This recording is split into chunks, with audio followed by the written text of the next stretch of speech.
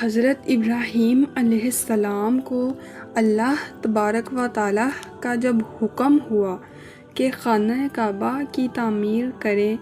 تو حضرت ابراہیم علیہ السلام نے اللہ تعالیٰ کے حکم سے خانہ کعبہ کی تعمیر شروع کر دی۔ تعمیر کرتے وقت جب خانہ کعبہ کی دیواریں حضرت ابراہیم علیہ السلام کے سر سے اونچی ہو گئیں اور آپ کے لیے مزید پتھر لگانا مشکل ہو گیا تو اس معجزے کا نزول ہوا جو کہ ایک پتھر کی شکل میں تھا، جس کو آج مقام ابراہیم کہا جاتا ہے۔ یہ ایک مقدس پتھر ہے جو کعبہ شریف سے چند گز کی دوری پر رکھا ہوا ہے۔ یہ وہی پتھر ہے جب حضرت ابراہیم علیہ السلام کعبہ کی تعمیر فرما رہے تھے اور جب دیواریں سر سے اونچی ہو گئیں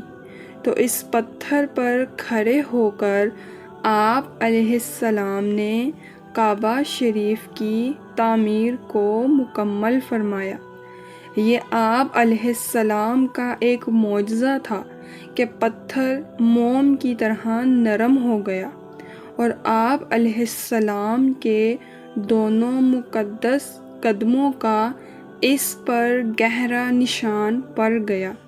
اس طرح حضرت ابراہیم علیہ السلام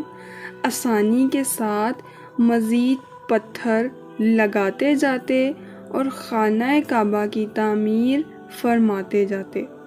آپ علیہ السلام کے قدموں کے مبارک نشان کی بدولت اس پتھر کی فضیلت اور عظمت میں اس طرح اور اضافہ ہوا کہ اللہ تعالیٰ نے اپنی کتاب قرآن مجید میں 2 جگہ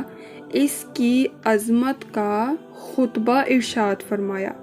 جس کا ترجمہ یہ ہے، یعنی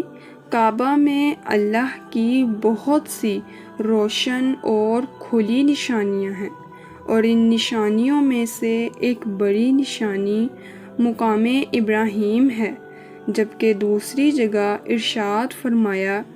اور ابراہیم کے کھڑے ہونے کی جگہ کو نماز کا مقام بناؤ۔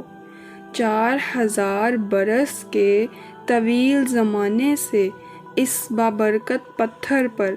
حضرت ابراہیم علیہ السلام کے مبارک قدموں کے نشان موجود ہیں۔